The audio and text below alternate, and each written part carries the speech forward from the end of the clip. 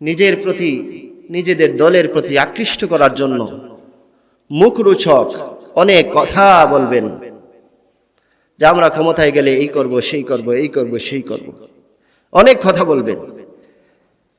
যে কথা তিনি রাখার মতো তাও বলবেন, যে কথা তিনি রাখতে পারবেন না সে কথাও তিনি বলবেন।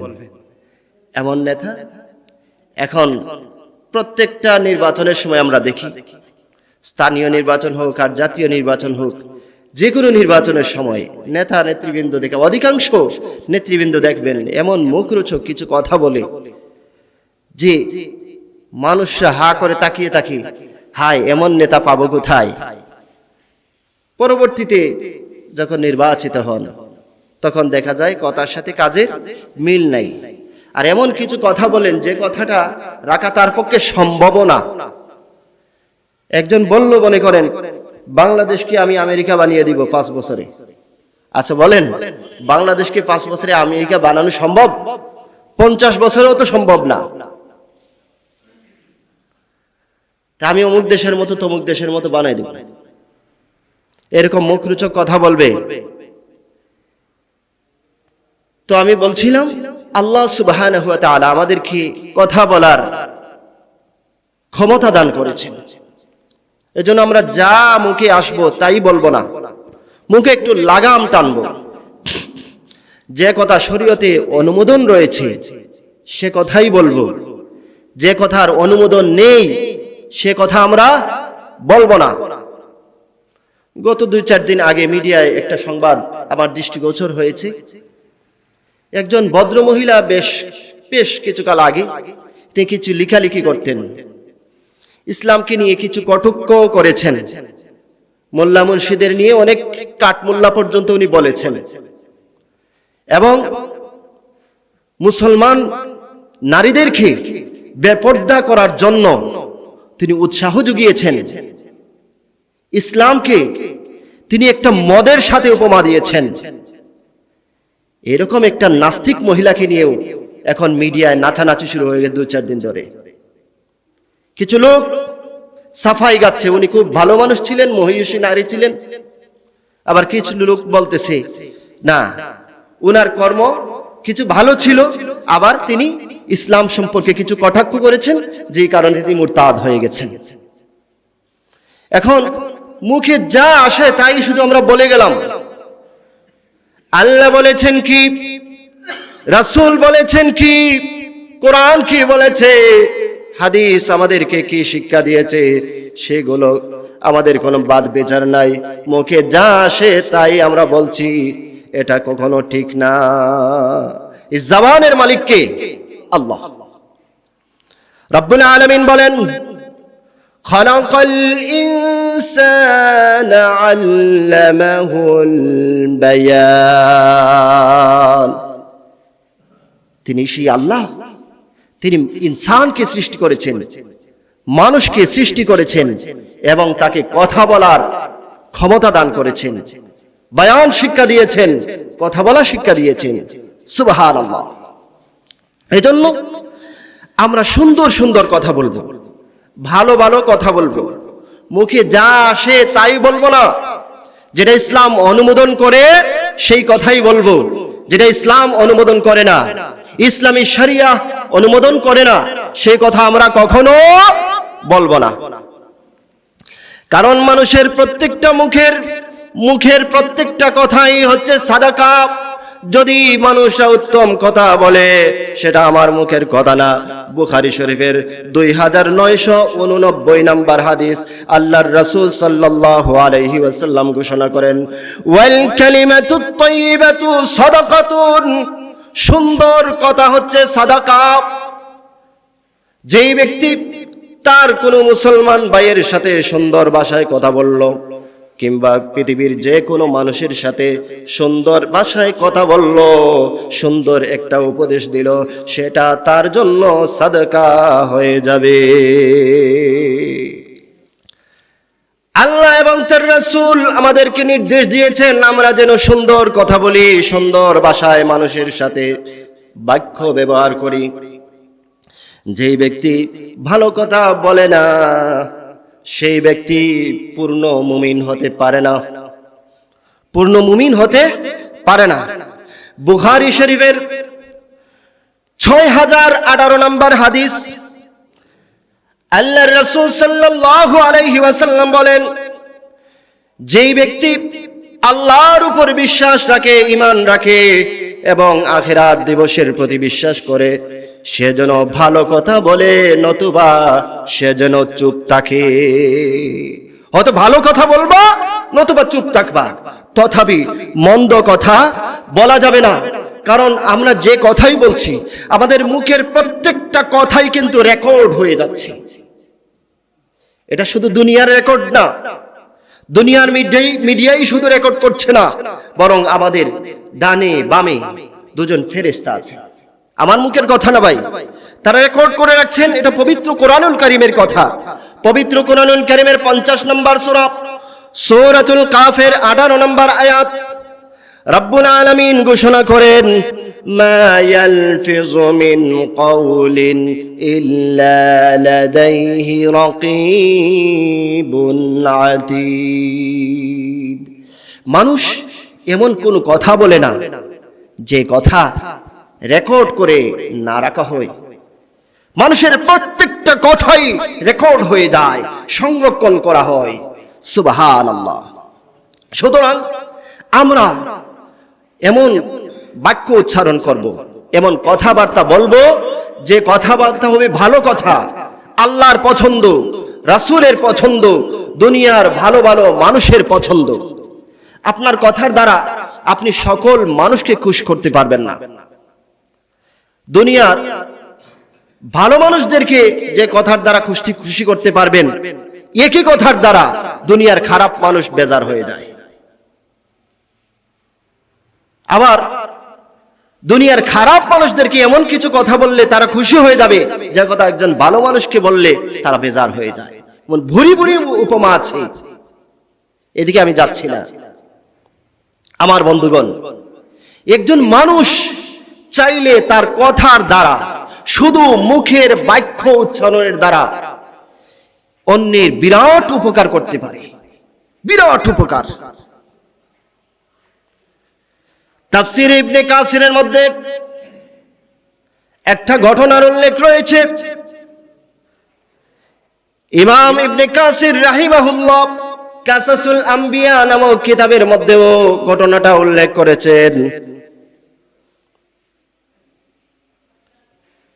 রাসূলুল্লাহ সাল্লাল্লাহু আলাইহি ওয়াসাল্লামের সহধর্মিণী উম্মুল মুমিনিন হযরত আয়েশা সিদ্দিকা রাদিয়াল্লাহু তাআলা আনহা উমরার উদ্দেশ্যে মদিনা থেকে মক্কার দিকে রওনা করলেন। যাত্রা শুরু করেছেন। পথিমধ্যে একটা বেদুইন পল্লীর মধ্যে গিয়ে অবস্থান করলেন, বিশ্রাম করলেন, কিছুক্ষণ যাত্রা বিরতি দিয়েছেন। উম্মুল মুমিনিন হযরত আয়েশা সিদ্দিকা রাদিয়াল্লাহু তাআলা আনহা শুনতেছেন, একজন বেদুইন লোক মানুষদেরকে ডেকে ডেকে বলতেছে, রে আমার দেশের মানুষ, রে আমার গোত্রের মানুষ, রে মানুষেরা, তোমরা কি কেউ বলতে পারবা সেই ব্যক্তি কোন ব্যক্তি যে তার মুখের কথার দ্বারা তার ভাইয়ের এমন উপকার করেছে যে উপকার পৃথিবীর অন্য কোনো মানুষ তার ভাইকে কখনো করতে পারে নাই।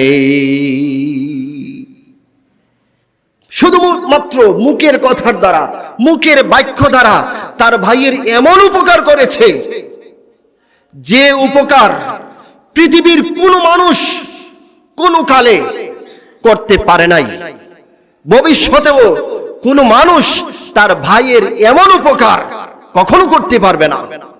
শুধুমাত্র মুখের কথার দ্বারা এত উপকার করেছে।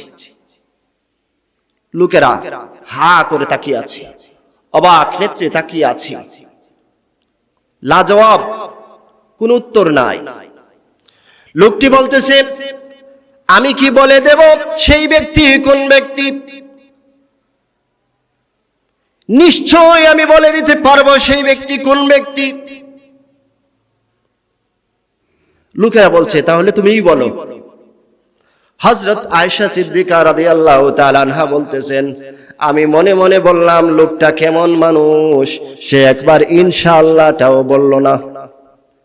ইনশাআল্লাহ আমি বলতে পারবো এটাও বললো না, ঠিক কেমন মানুষ। আমি শুনতে পেলাম সেই বেদুইন লোকটা বলতেছে, রে দুনিয়ার মানুষেরা, সেই লোক হচ্ছে হযরত মুসা আলাইহিস সালাম। তিনি তার ভাই হারুন আলাইহিস সালামের জন্য আল্লাহর কাছে দোয়া করেছিলেন, বলছেন, আল্লাহ গো, আমার ভাই হারুনকে আমার সঙ্গী, আমার সহচর একজন নবী বানায়া দাও। এই কথা পবিত্র কোরআনুল কারীমে সূরাতুত তাহা 20 নম্বর সূরা, সূরাতুত তাহার 29 এবং 30 নম্বর আয়াতে এসেছে। মুসা আলাইহিস সালাম আল্লাহর কাছে দোয়া করলেন, ওয়াজআল লি ওয়াজিরাম মিন আহলি হারুন আখি। আল্লাহ, আমার পরিবারের মধ্য থেকে, আমার পরিবারবর্গের মধ্য থেকে আমার একজন সহচর বানাই দাও, আমার একজন সহকারী বানাই দাও, আর সেই সহকারী যেন হয় আমার ভাই হারুন। সুবহানাল্লাহ।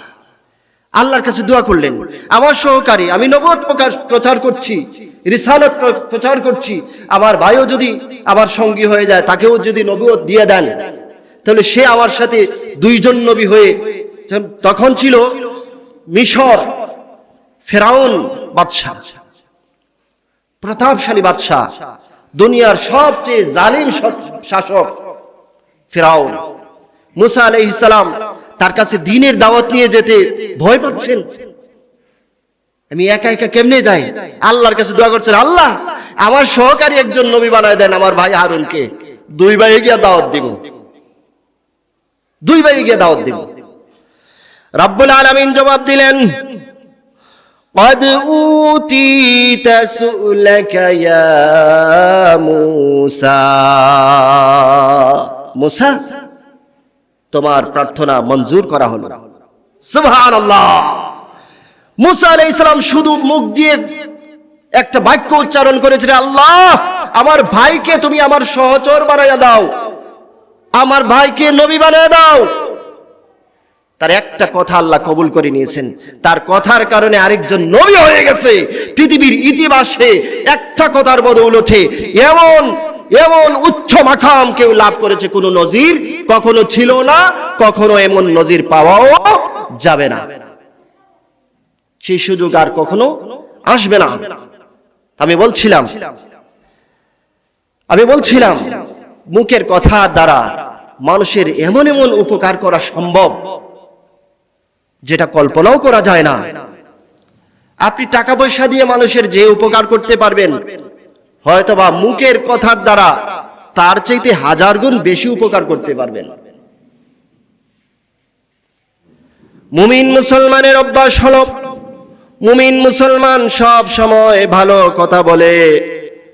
মুমিন মুসলমানের উপমা রব্বুল আলামিন ভালো গাছের সাথে দিয়েছেন।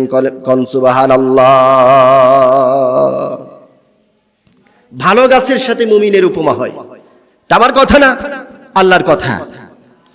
পবিত্র কোরআনুল কারীমের 14 নম্বর সূরা, সূরা ইব্রাহিমের 24 নম্বর আয়াতে রব্বুল আলামিন ঘোষণা করেন, আলাম তারা কাইফা ضرب الله مثلا كلمة طيبة كشجرة طيبة أصلها ثابت وفرعها في السماء।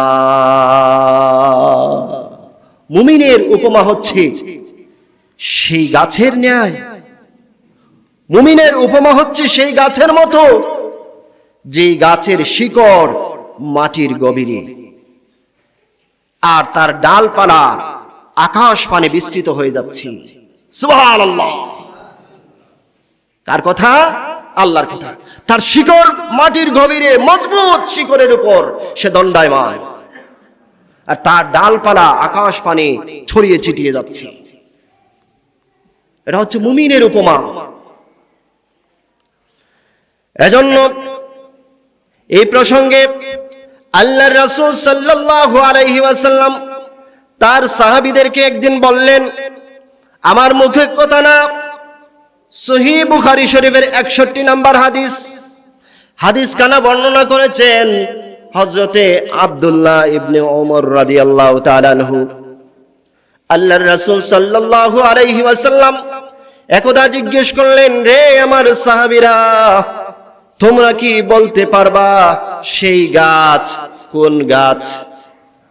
সেই গাছ কোন গাছ যেই গাছের পাতা কখনো ঝরে না, পাতা কখনো ঝরে পড়ে না, গ্রীষ্মকালেও না শীতকালেও না, কখনো গাছের পাতা ঝরে না, সেই গাছ কোন গাছ? সাহাবীরা চিন্তায় পড়ে গেছে, এমন কি গাছ আছে শীতকালেও পাতা ঝরে না, গ্রীষ্মকালেও পাতা ঝরে না, বছরের কোন সময় সেই গাছের পাতা ঝরে না, ঝরে পড়ে না। আল্লাহর রাসূল বলেন, সেই গাছ কোন গাছ যেই গাছের উপমা মুমিনদের মতো। এটা মুমিনদের মতো, সেই গাছের পাতা ঝরে না, শীতেও না গ্রীষ্মেও না। সাহাবীরা চিন্তা করতে লাগলেন, হয়তোবা পাহাড়ে কোনো গাছরা হবে, জঙ্গলের অজানা কোনো গাছ হতে পারে। চিন্তা করতে লাগলেন, কেউ কোনো উত্তর দিচ্ছেন না। হযরতে আব্দুল্লাহ ইবনে ওমর রাদিয়াল্লাহু তাআলা আনহু বলেন, আমার মনের মধ্যে উদয় হলো সেই গাছ হতে পারে খেজুর গাছ, কারণ আমি দেখেছি খেজুর গাছের পাতা কখনো ঝরে না, খেজুর গাছের পাতা কখনো আমি ঝরে পড়তে দেখি না। আমার মনে হলো সেটা হবে খেজুর গাছ। আমি বলতে চাইলাম, কিন্তু আমি লজ্জায় বলতে পারলাম না। আমি ছিলাম ছোট মানুষ, একেবারে অল্প বয়সের মানুষ। আমার বাবা ওমর রাদিয়াল্লাহু তাআলা আনহু মজলিসের মধ্যে বসে আছেন। আবু বকর সিদ্দিক রাদিয়াল্লাহু তাআলা আনহুর মতো মহান সাহাবীরা মসজিদে নববীর মধ্যে বসে আছেন, কারো মুখে কোনো কথা নাই, কেউ কোনো কথা বলছে না। আমি ছোট মানুষ, আমি কেমনে তাদের সবাইকে ডিঙ্গায়া উত্তরটা দিয়ে দেই? আমার মনের মধ্যে লজ্জা আসলো, লজ্জায় আমি কোনো উত্তর দিতে পারি নাই। আল্লাহর রাসূল সাল্লাল্লাহু আলাইহি ওয়াসাল্লাম বলেন, আমার সাহাবীরা রে, আমি কি সেই গাছের নাম তোমাদেরকে বলে দেব? সাহাবীরা বললেন, ইয়া রাসূলুল্লাহ, হ্যাঁ আপনি বলে দেন। আল্লাহর রাসূল সাল্লাল্লাহু আলাইহি ওয়াসাল্লাম বলেন, সেটা হচ্ছে খেজুর গাছ। খেজুর গাছের উপমা হচ্ছে মুমিনদের মতো, এটার পাতা কখনো ধরে না, মুমিনদের কখনো অবনতি হয় না।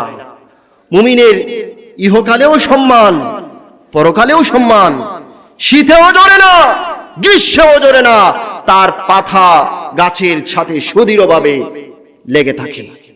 সুবহানাল্লাহ, এটা হচ্ছে মুমিনদের উপমা। আর যে ব্যক্তি মুমিন না, কাফির, কুফার, ফাসিক, ফুজ্জার, সেই ব্যক্তির উপমাও কিন্তু রব্বুল আলামিন গাছের সাথে দিয়েছেন। অবাক করা কথা না? পবিত্র কোরআনুল কারীমের 14 নম্বর সূরা ইব্রাহিমের 26 নম্বর আয়াতে আমার আল্লাহ ঘোষণা করেন, وَمَثَلُ كَلِمَةٍ خَبِيثَةٍ كَشَجَرَةٍ خَبِيثَةٍ। আর মন্দ কথার উপমা সেই মন্দ গাছের মতো। মন্দ কথার উপমা মন্দ গাছের মতো। সেই গাছ এমন গাছ যাকে তার শিকড় সহ মাটির উপরে তুলে ফেলা হয়েছে, যার কোনো মূল্য নাই। মন্দ কথার কোনো মূল্য আল্লাহর কাছে নাই, এটা তার জন্য কোনো কল্যাণ বয়ে আনতে পারবে না। আমার বন্ধুগণ, এজন্য আমরা সর্বদা ভালো কথা বলার চেষ্টা করব।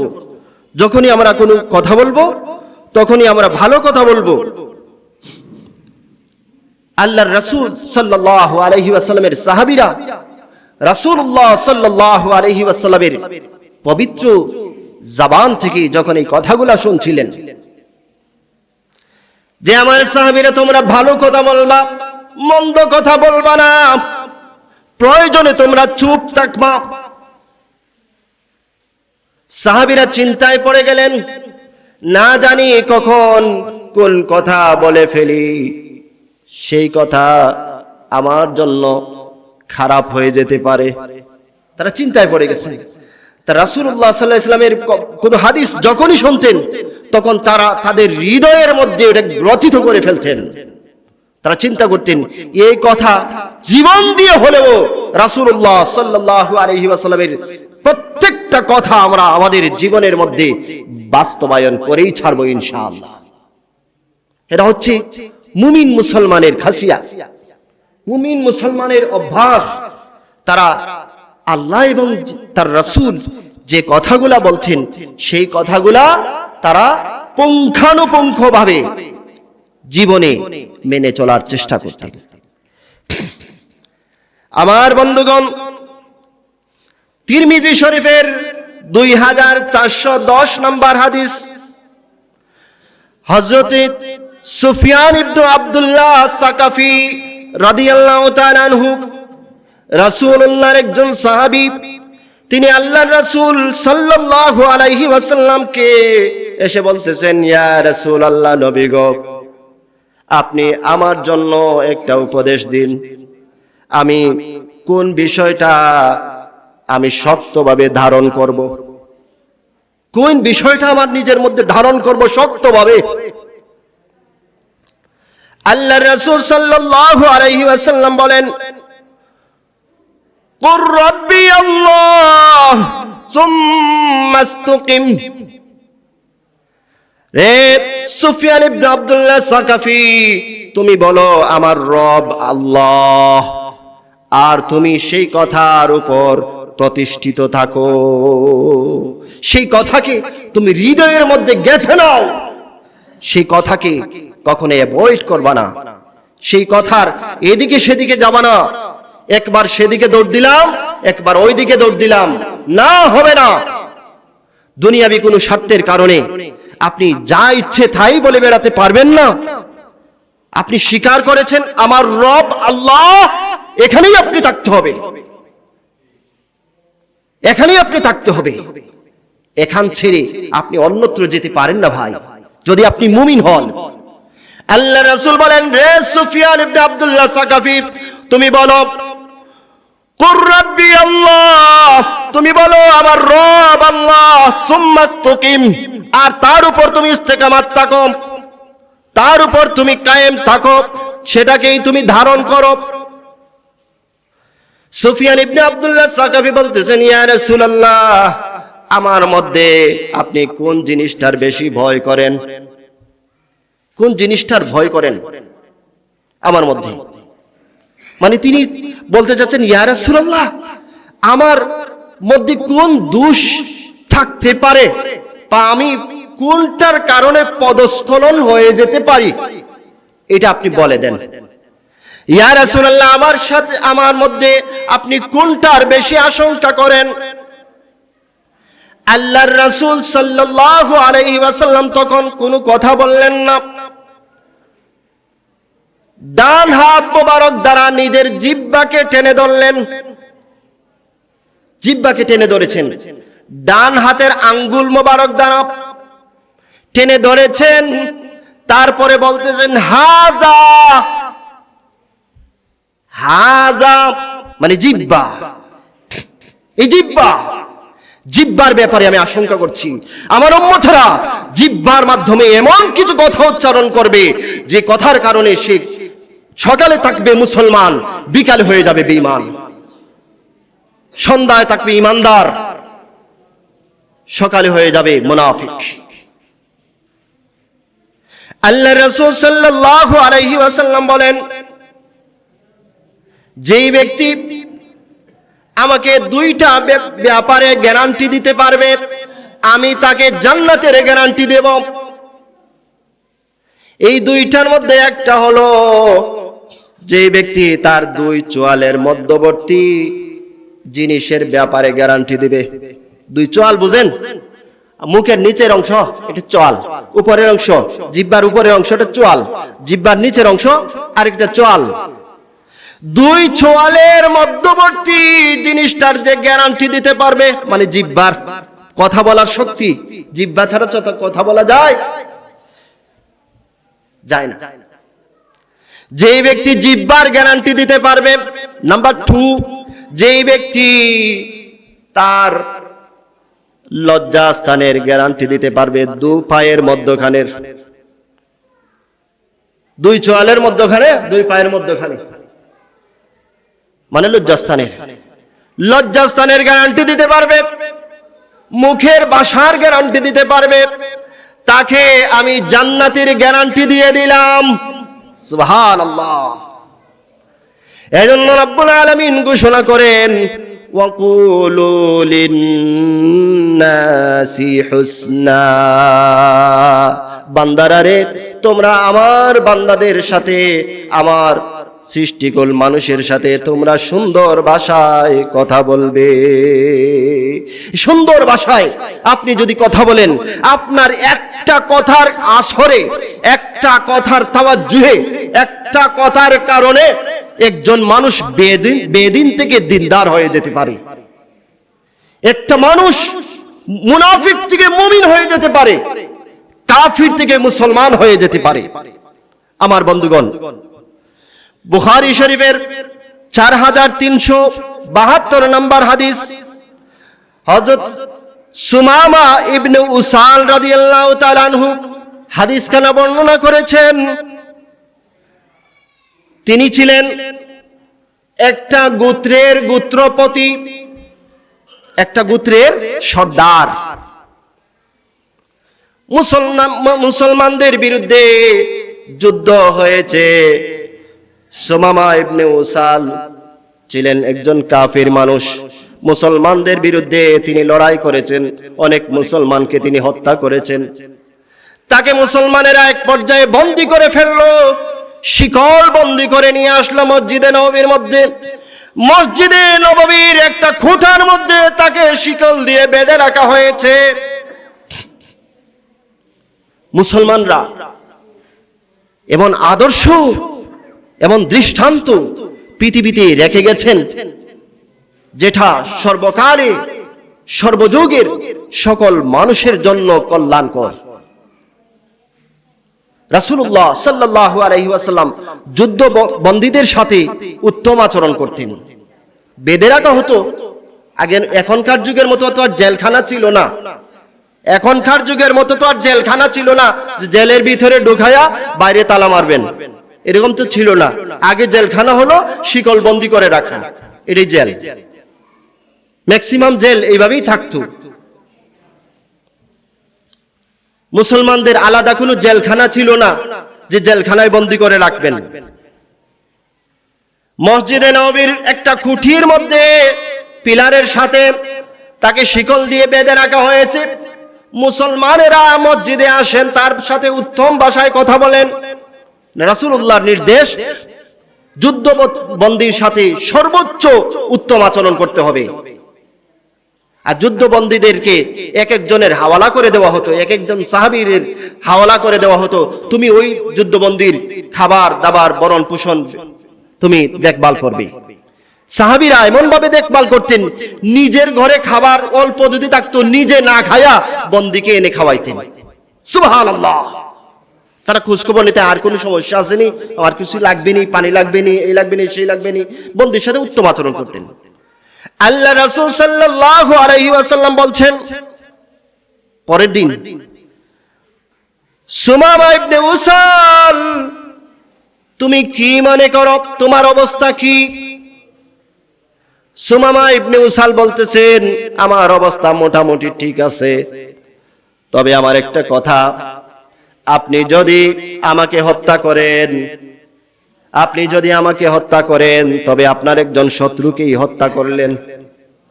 আপনি যদি আমাকে মুক্ত করে দেন তবে অবশ্যই আপনি আমাকে কৃতজ্ঞদের মধ্যে পাবেন। রাসূলুল্লাহ নামাজ পড়ে চলে গেছে। পরের দিন আবার তাকে বলছেন, উমামা ইবনে উসাল, কেমন আছো, কি অবস্থা? তিনি সেই আগের কথাই বললেন। তৃতীয় দিনও রাসূলুল্লাহ জিজ্ঞেস করলেন, তৃতীয় দিনও একই উত্তর দিলেন। রাসূলুল্লাহ সাল্লাল্লাহু আলাইহি ওয়াসাল্লাম বলতেছেন, সাহাবীরা রে, তুমি উমামা ইবনে উসালকে তোমরা ছেড়ে দাও, ছেড়ে দাও। কোন মুক্তিপণ নাই, কোন শাস্তি নাই, ছেড়ে দাও, মুক্ত করে দাও।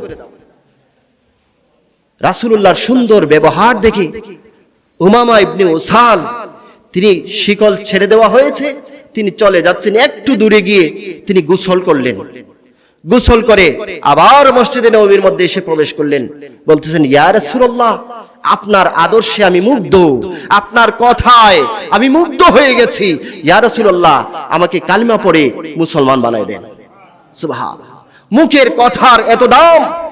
আপনি সুন্দর ভাষায় মানুষের সাথে কথা বলেন, লোকেরা আপনার দিকে আকৃষ্ট হবে।